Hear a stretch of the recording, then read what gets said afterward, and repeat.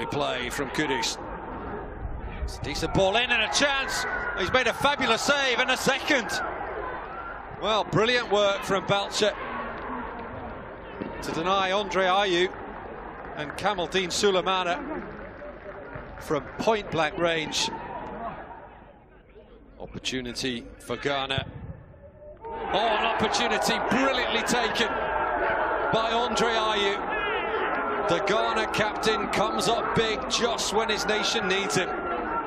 And Ghana have the lead. And what a precious goal that could be. Take him on, says Rayavat. Says Sulemana, he loves to beat a man. He's beaten two. Kamaldeen Sulemana, oh, that would have been a beauty.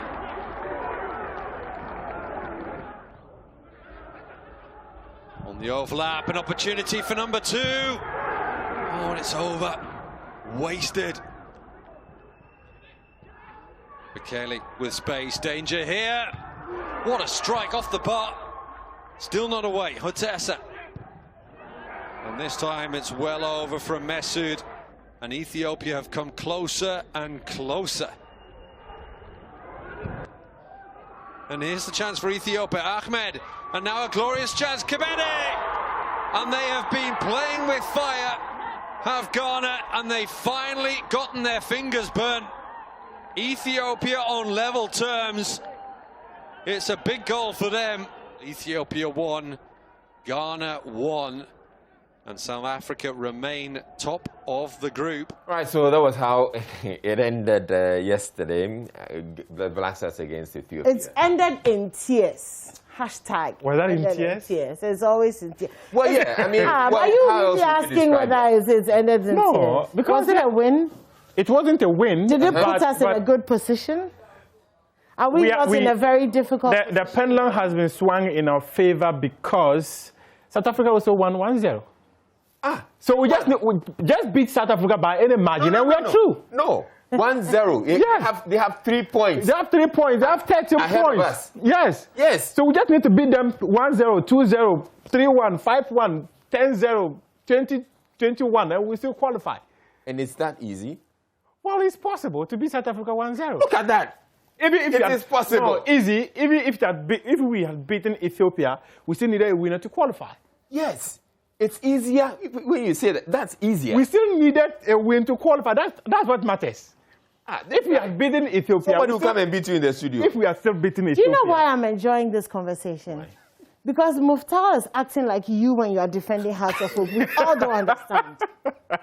So see how right now you don't understand him. That's how we all feel.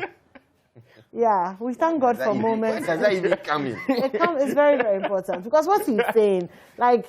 I can't. No, but clearly that's it. Even if we had beaten Ethiopia 10-0, we still needed to defeat South Africa to qualify to the next phase. That's what it is. No, but it would have meant that. See, we'd have had, if we had beaten them 10, we would have gotten 12 points. They still would have been 1 point ahead of us if they had beaten But even Zimbabwe. for morale, if we had beaten Ethiopia, it puts us in a better psychological space. I think this defeat clearly even tells us that we are not indomitable as we think we are. When did we think we were? No, the very moment the Black Stars won back-to-back against Zimbabwe, there was this confidence surrounding. Oh, they should get out. People started getting close to the team. Nobody had that confidence. Yes. People were getting confident. But no, it wasn't I don't even think people were getting confident. I think people were getting hopeful. Let's not confuse hope with confidence. It's true. Okay.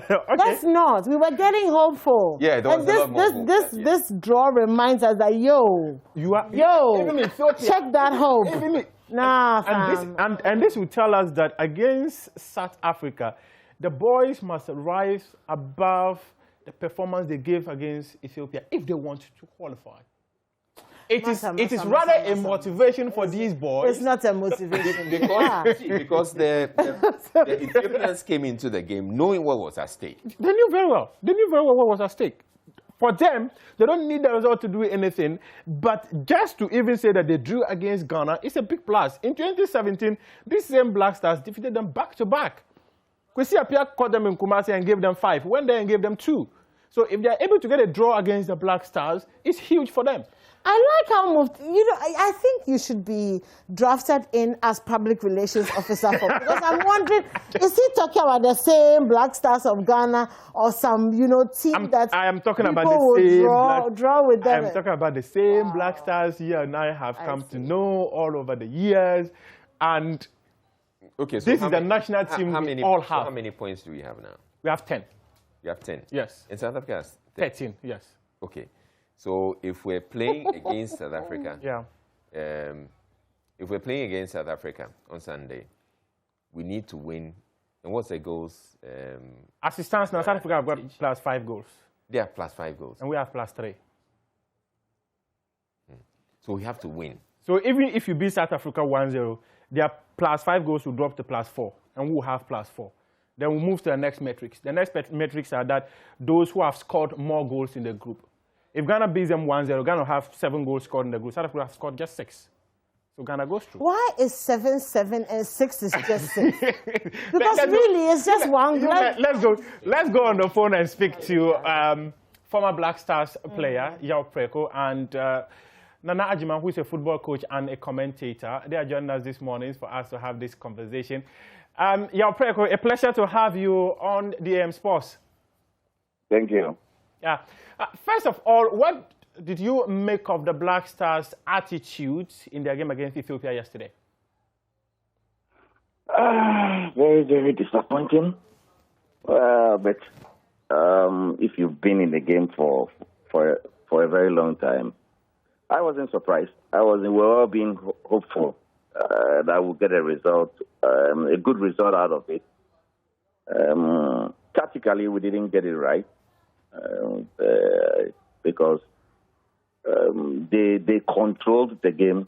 You remember when we played against them here, where CK's era, they did control the game very, very well. Yes. And people were complaining CK's tactics were wrong and everything. This is their DNA. When you play against them, even though when they get to the final third, they struggle to finish it up. But yesterday, on a better pitch, on a good, they came to the party. But I can say we didn't start very well. Even though they scored a beautiful goal, and we should have continued from there. We got stuck along the line, and they controlled from the start to the end. And fortunately, they had a goal, which all is not lost though. But I believe the technical team will go back to the drawing board and make sure that we finish very well against South Africa here. Okay, consistency is becoming a big problem in the team. Okay, thanks very much. Yeah, just stay on the phone for me. Let's go on Zoom and speak to Nana Ajiman, who is a football commentator. Nana, thanks for joining us this morning. You've heard Yao talk about how we didn't get it tactically right in the game against Ethiopia yesterday. What must change for the Black Stars on Sunday? Please, Nana, please unmute for us. I've unmuted. Thank you. I've unmuted. Yeah, good morning to all your viewers. Good morning to Yao Preko as well. Long time no see, my brother. Come and check me in the office one of these days. Yeah, Nana, I'll be there, don't worry. Yeah. Look, Yao has been a national team coach, whether assistant or head coach, right? And if Yao's truthful to himself today, he will know that the problem of the national teams stem from the Ghana Football Association as the root cause. That's where it starts from.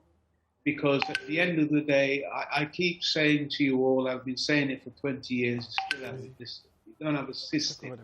We don't have a style and pattern of play. It's just the other day I've read that the technical director who's there, he's now produced the blueprint. That's the blueprint that we should have had years ago, right? Many, many years ago. I want to tell you something. And Yao knows this because that was the challenge that he had, because every coach that comes in with their own philosophy, their own tactics, their own strategies. There's nothing that guides them that says, look, this is the way how we play. We penetrate, we use both the flanks to penetrate, or we penetrate through the middle, or we play a lot of possession in midfield, or whatever. There's nothing there. It depends on the individual coach that comes there. He knows there was nothing to guide him when he was there. He depending on his own initiative, on what he believed the philosophy should be. But any club you go into, any club worth their salt, and I'll make reference to the EPL because we all love the EPL. Any coach that goes in there doesn't just impose his own belief system onto that club. The club has something there that is fundamental, that is core to their existence. It's a core value. And the coach can build around that, but he can never destroy the core. There's no core value here. There's nothing. And let me tell you another thing, because, you know, when I look at people like Michael Essien, in a way, Sully, because he had his style. So Nana, are you suggesting that the lack of DNA of Ghana football is a problem for Milo, and if there was any, there's a possibility that he could have won this game? Is that what you're suggesting? No, I'm not even going to suggest that. Look, let me go on to my point. Look, we've got quite a few players in the EPL, and we believe the hype on those players. You know, Partey had an injury, and it's like the whole house caved in. Oh, Partey can't play. What are we going to do? Look, it's pure hype. Let me tell you something. There hasn't, since Michael Essien, there's been no Ghanaian player who's played in the EPL who was really talented, who really has the skills, who really had the ability, and wasn't just being boosted by the players that surrounded them. You understand? There's none. You look at Partey, you look at Amati. What makes those players good is the fact that they got a good, solid team around them. People who know the game, who understand the game, who know how to play the game, and perform every time, even when they lose. But we hype up these players, Partey, Amati, this, that. We overlook what we have. And so we say, well, we won't focus on training our local talent. We won't do that at all because we've got players who play in the EPL almost week in, week out, because they don't play week in, week out, right? And because of that, we can bring in these players and utilize them, and they'll perform very well. But as you see, or as you saw yesterday, it doesn't always work that way. And it's not only yesterday. Yeah. But when we beat Ethiopia the last time, what happened? What was it? A little shot there by Wakasu, and the goalkeeper threw the ball in the net, because that was a fundamental goalkeeping error. When you're going down for a ball, you go down behind the ball. You kneel behind the ball, not with both knees, but one knee comes in front to ensure your body is behind the ball, right? It was a school gaffe. Nana, you've still not answered the question about what must change for the Black Stars on Sunday. Well, first of all, it's got to be the mindset. It's got to be the mindset, because you, the media, you blow up Black Stars as if it's some big thing, and then our gullible public believe you. That's the big problem. They believe you, and then when they go out there and see them on the pitch, they can't believe it. Because you don't tell them, and I don't mean you personally, I said because the media does not tell the general public the truth. The team hasn't been good for a very long time. Exactly. That's the truth. No matter which coach you brought in, it hasn't been good. And the clearest indication of how poor it has been is the fact that we've not won anything in 40 years. 4 decades, right? That is what ring true the whole thing. It buttresses the point. How do we now progress? Right. All right, Nana Jemai, Israel here, and I tend to agree with you when you say that the sports, well, the media, they have hyped the Black Stars. So why? You're also talking. So why have you done that? Okay, it's not a matter of you agree that you've done. If you look at the individual quality of the players, you would always believe that when they come together, they should be able to form a unit that can compete. Okay, so for instance, you're talking about a player like Kudus. very exceptional talent. He did mention something interesting. They are playing in a group of players that are very good. So you see their quality stand out when they play for their various clubs. But when they come to the national team, these players are actually what they are sort we are talking about. And you cannot begrudge the media for that. You see, because I've always said, and I said this the last time when Milo came on, I was making the point that I don't believe that we have assembled the best of football talent in this country, the Black Stars. I think we should ask that question to Yao, because he was with the he was with the U20 team. He's handled a lot of youth national teams, and he has a clear understanding about the talent pool in the country. Yao, tell us, do you think that we do not have the quality? I believe Nana has said it all, and I've said a lot, and we're struggling. We're struggling to identify what our DNA, to identify our DNA, and the kind of football we want to play, the kind of materials we have. I think sometimes we're running ahead of ourselves. You know, we have to know we need to start from the scratch. We need to take it slowly. Like Nana said, sometimes the hype from the media is too much. We instead of taking our time to to guide the players, we give them the hype. For them, it goes too much into their head, and in that way they think they've arrived. But when they come to the national team, it's a different ball game altogether. From the beginning of the qualifiers to now, we've struggled. We know we've struggled, and we struggled. We need to do something different. But we don't have enough time. I believe we don't have enough time. They will arrive today, train tomorrow, and play on Sunday. And Sunday, all they need to do is to win and qualify, and then we take it from there, because we can't do anything else than to go back to the drawing board and make sure that where they fall short, the coach Milo and his technical team will just patch it up and winning against South Africa is not beyond us. So yeah, if you are saying that we can do it. Yeah, if you are saying that we've struggled from the beginning of the qualifiers in a group that has got Ethiopia and Zimbabwe and South Africa, if we are struggling to qualify, then are we worth it qualifying for the World Cup at all? Because this is a very high standard. Yeah, you're right. And we still have a Cup of Nations to play. Exactly. We have a new coach. He's in with his different style. We know Milo, One Goal Project. We used to know him as One Goal Project. Yesterday we saw it. After going up, we drew back and hoping we will just just finish with that one goal and then move to the next match. But unfortunately for us, we got punished against a very good side. Tactically, they were very disciplined. Technically, they were stealing us from the pocket. It got to a stage I thought we were playing against Barcelona.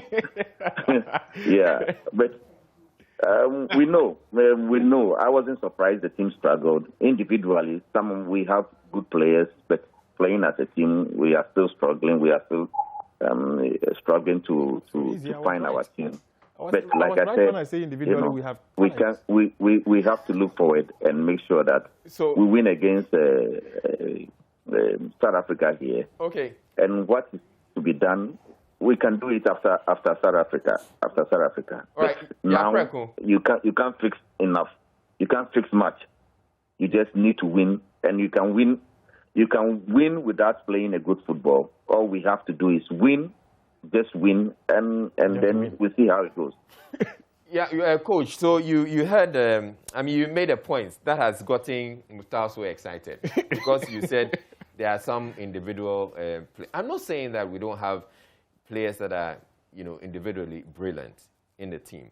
The point I am making is, I don't believe that we have assembled the best of talents, football talents in this country, in the Black Stars. That's the point I'm making. Because if we had the best of talents, or we had a system where we're bringing together the best of talents in the country, we may not even have the DNA that he's talking about, but it could take us far. So that's when you can have one player who's going to take the ball and he knows how to make his way into the opponent's goalpost. And you see this. And we used to have that in the past. And it was under the same man. Because he was with the team for a long time. I'm not talking about the man. I'm not talking about me. I'm talking about before Milo. Okay. We've been joined by another coach, Saeed Osman, to speak to us on this very conversation. But before I go to Saeed, let's hear from Nana Agyeman. Nana, you have always held one opinion about the style of play of Milovan Raivac. You said he would disagree that he's not a one-goal project coach, but we saw that yesterday when the Black Stars took the lead against Ethiopia. They sat back, and many have actually said that their attitude in the second half was what let down the team. Do you agree with this assertion? No, not at all. I agree with Yao. Yao said we've struggled through this qualifier from start to finish, and that's the truth of the matter. And yesterday, it wasn't so much as sitting back. You see, this is another fallacy that media want to push out. It wasn't about them. It wasn't about Black Stars sitting back. Player for player, the Ethiopians had a better team. Trust me on that. Look how they played the ball. Look at the passes. Look at the way they shielded the ball with their body so that they couldn't get robbed. We know, if you're really truthful to yourself, that where the Ethiopians are now with their development, because they're developing, is putting the ball in the back of the net. We were outplayed in the back. We were outplayed in the middle of the park. They carried the ball very neatly and confidently into the final third. They just couldn't finish. And look at those attempts that they had. Look at those attempts that they had. Player for player, they were much better. They're much more comfortable on the ball. There's no giddy-giddy. They get the ball and you're on them, but you can't get the ball from them. They will eventually turn or do a trick and make a pass. We can't play like that. We can't play like that. And I would equate their style of play to how the North Africans play. You've been watching football for a long time. Watch when a North African gets the ball at his feet. He doesn't panic, even if three of you are around him. And the team in that vicinity, in that immediate vicinity, are always quick to provide supporting angles to receive a pass from in a tight situation to ensure they maintain possession. We don't know that type of play. We don't know that. We can't play that type of ball. Look, we're busting a gut to qualify to the next round, where we may meet the likes of Morocco, Algeria, and stuff. We're going to meet good opposition. Not that Ethiopia ain't good opposition. They are good opposition, but it's going to be better. When you get to that stage, two matches, home and away, what do you think is going to happen? And look, and even if you go, sorry, I shouldn't say even if you go, even if we go to the World Cup, what are we going to do there? Exactly. They compete. We're not going there to do anything. It's like, I'll tell you what it reminds me of. It reminds me of Kotoko and Hearts and Brecum Chelsea when they qualify for the Champions League and all that. When you ask them, what's your aspiration? All they say is to get to the money zone. None of our clubs ever tell you. It's true. It's true. None of our clubs ever tell you. Speak, House of Hope wants to get to the money zone. It's true. None of our clubs ever tell you we want to win that cup. They never tell you. They always say to get to the money zone. Now, when we get to the World Cup, what we're thinking about, if we can get to the next round, get more money. That's it. Yeah. Because you can't win the World Cup. Not with this team. Even the African Cup of Nations. Even with the African Cup of Nations, my friend, sleep because we can't win it. So Look, Nana, me personally, look, I don't know of any FA who has hired a coach just for 1 year. It's 1.5 years, actually. Well, my friend, you make it 1 year, 11 months. I don't know of any FA who appoints a coach for a year. Because what do you intend to achieve? What is it you're looking at?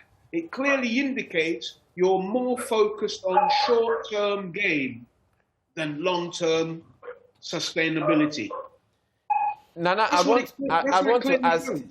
want to ask this question.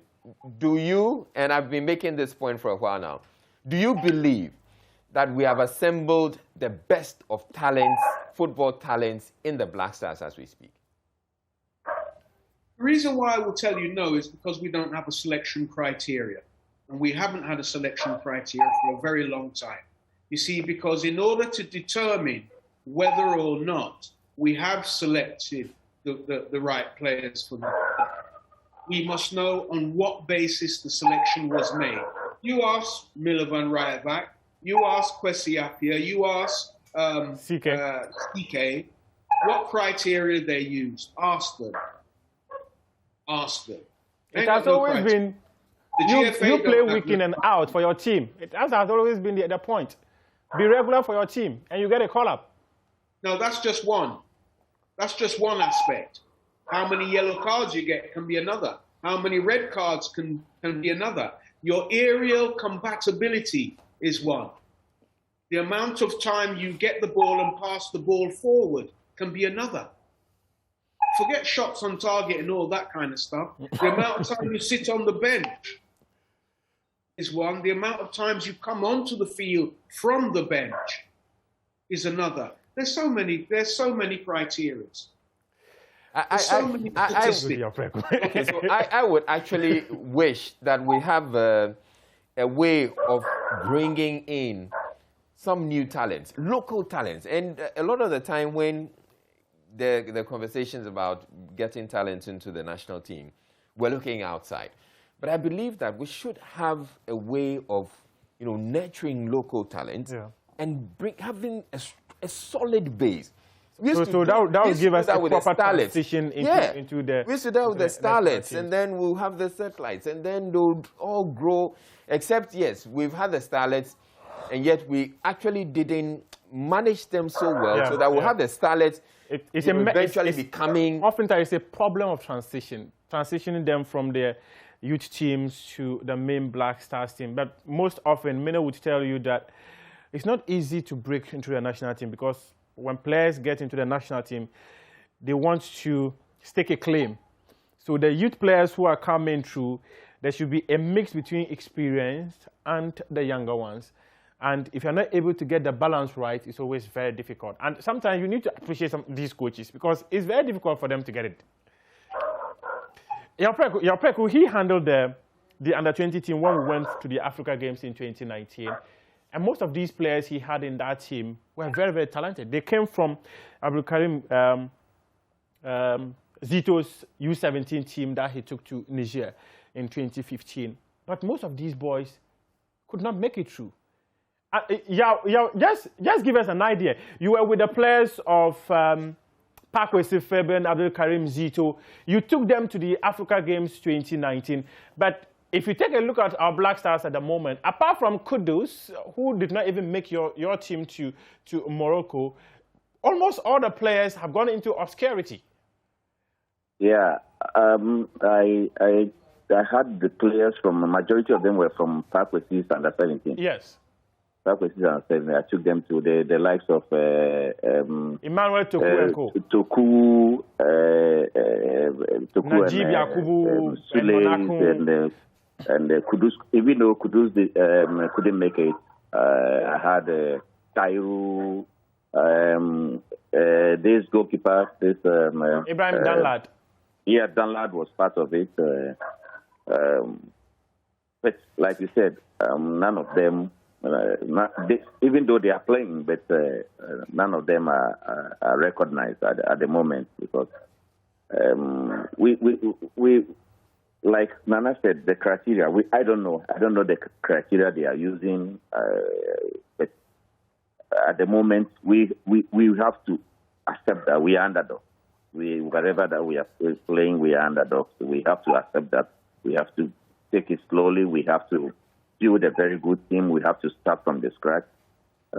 We have to identify how we want to play. We have a new coach. The Milo who came years back, he met extraordinary players, the likes of the Asians, the Apias, and the Lais, and the rest, the Suleis. The team was already there from Camp 2008. Claude Leroy's Claude Leroy's team. Yeah. So he didn't struggle much. But this time it's a big challenge for him because after normalization, after an expose, we have to start all over. So, and we have a new administration. So we should go on a long-term plan, isn't it? Yeah. We have to take it easy. Our expectations are too high. Personally, I think our expectations are too high. We have to slow down and build a new team, and give the boys the confidence.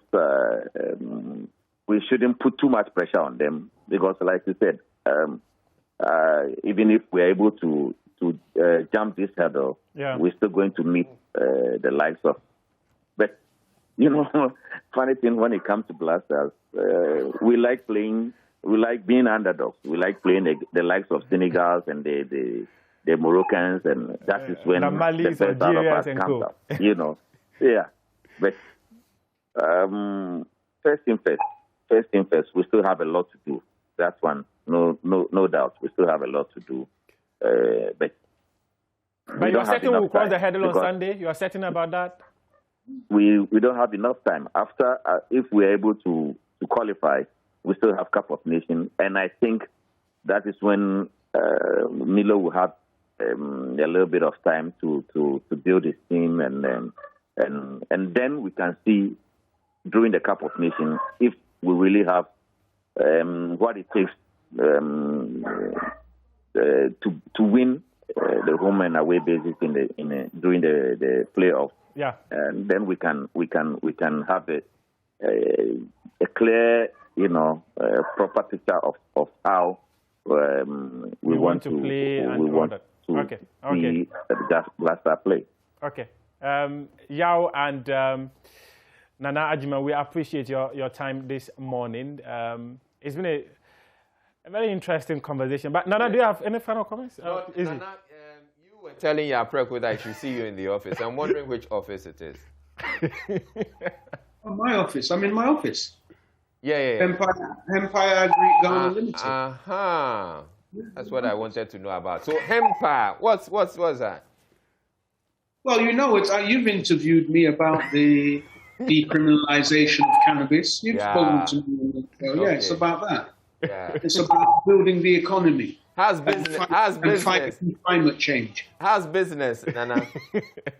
Well, it hasn't started yet because we're waiting on the parliamentarians to pass the legislative instrument, which is the regulations that we've been waiting for 18 months. Yeah. So we're still waiting on that and hoping that they'll do it during this sitting. All right. Because people are ready to do business. Well. All right. Thank you very much. On the Black Stars, before I go, of course they'll beat South Africa. They will beat South Africa, and the journalists will come back on and hail us up as, all things bright and beautiful. Yeah. And then we'll sweat on the draw on who we're going to play. And then we'll sweat on whether or not we get to play them at home as the last match instead of the first match. So there's a lot of sweating going to go on, but we can qualify. We'll beat South Africa. I don't see South Africa beating us in Cape Coast. We'll move back to the Professor Alotes doing the mathematics. And do the presentation. Thank you very much, Coach Nana Agyeman. And Apreko, so now you know where to find Coach Nana Agyeman. Empire Ghana. All right. So thank you. Thanks to you both, Coach Nana Jemang and Yapreko, and to you, Muftau. So now we know the permutations. Yeah. Let's go over the permutations again. Okay. We have 10 points 10 now, points. And South Africa has got 13. Yes. 13. Yeah. So if we beat South Africa, we're going to get 13 points. It's going to be 13 points apiece. Yeah. But then we need a significant goal difference before. We don't need that. Really? Yeah. These are the competition regulations by FIFA. And they said that in the league format, the ranking in each group is determined as follows. All right. The greatest number of points obtained in all group matches. Okay. Goal difference in all group matches. Greater number of goals scored in all group matches. Okay. So at this point, South Africa have got 5 goals. Ghana have got 3. Okay. If we defeat South Africa by 1-0, they'll lose 1 goal and get 4 goals. Ghana will also have 4 goals. South Africa have scored just 6 goals in the group matches so far. Ghana have scored 6. So should Ghana score against South Africa, Ghana will now have 7 goals in the group stages. So here, that's where it applies. Yeah. C, greatest number of goals scored in all group matches. So Ghana will have 7, South Africa will have 6. So Ghana goes through. Okay. These are the metrics. But you know, we could have avoided all of this. Oh, okay, we could have avoided if we had not lost to South Africa. If we had not, I mean, if we started well. And, if we started well, but we didn't start well. It's a competition. I remember when the FA brought Milo to come and take over the Black Stars in 2008, we had a very bad start as well, and he was able to see us through. But that time, the structure was a bit different from this. It was a bit different. So, all right, thank you very much, Muftau, for bringing us the sports and the conversations about the Black Stars. And I'm sure you're going to continue having these conversations. Yeah. You know what interesting? When I was coming this morning, the conversation in the cars were just about Black Stars. Are you sure they will qualify? It was quite interesting, though. People like their Black Stars. Maybe anymore. Yeah, people like Hearts of Oak too, but we all know what happened.